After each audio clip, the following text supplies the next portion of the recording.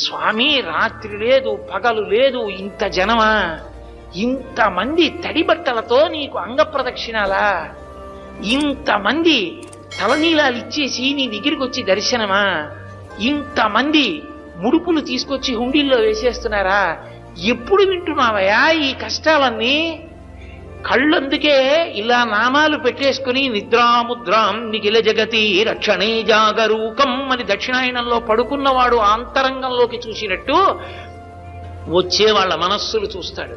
వ్యాసుడు అందుకే ఓ మాట అన్నాడు, వెంకటాచల క్షేత్రంలో వెంకటేశ్వర స్వామి వారి ముఖమండలం బహుప్రసన్నంగా ఉంటుంది.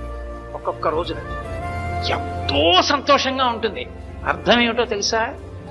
కొండ మీదకి ఎవరో ధార్మికులు వచ్చారని గుర్తు.